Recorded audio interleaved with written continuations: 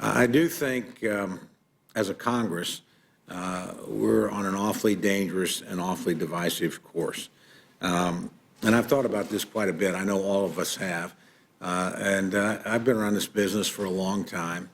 And I've watched the last impeachment process. I was not a member of Congress, but I was pretty closely associated with Congress at the time. And I thought probably where we went wrong in that process is that I don't think most of the Republican members in the 90s ever really regarded President Clinton as a legitimately elected president. I would caution my friends, I think you're making precisely the same mistake now. There's no question we can quibble about votes, but many members of Congress on your side have been trying to impeach the president from the very first day. No question about that. There were testimony about that. And we're going to impeach a president in this case, if we go ahead and we have the vote tomorrow, for something that didn't happen. The dispute has been about aid to the Ukraine. That aid was given, and it was withheld at the most for 55 days and was delivered within the time legally specified. That is before the end of the fiscal year. There were no investigations undertaken by the Ukraine in exchange for that aid or in exchange for time at the White House or visit with the president. And both the principals involved in the critical conversation, President Trump and President Zelensky, all said everything was fine. No pressure was intended, none was felt. This process that we're engaged in, Mr. Chairman, is going to fail. I mean, we'll have a vote tomorrow. It may well succeed. You occupy the majority here. I respect that.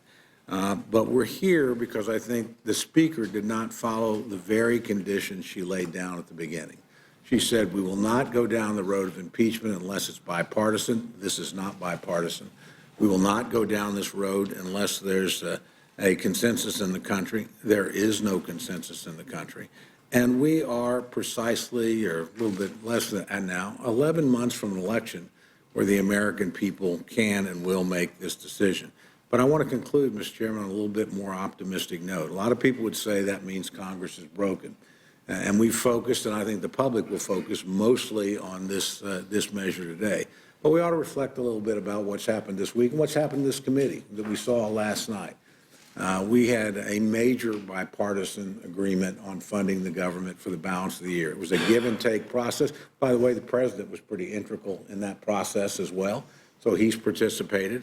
We can't pass much. If he's not willing to sign it, he's not willing to negotiate. He certainly did.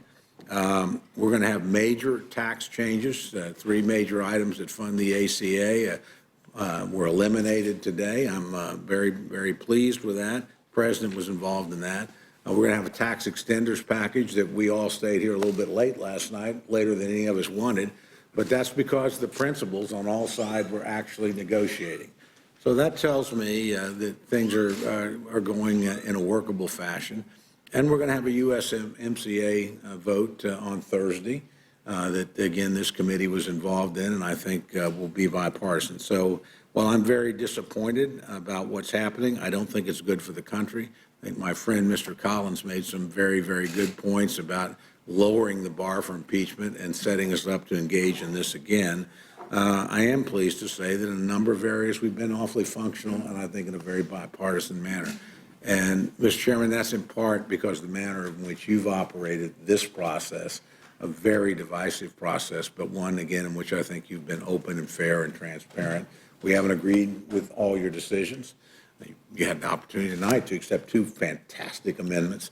But the reality is you allowed those amendments to be offered. You treated them with respect and fairly. And so for that, I extend my sincere appreciation. And we look forward to seeing you on the floor tomorrow and appreciate the manner in which you discharge your duties here.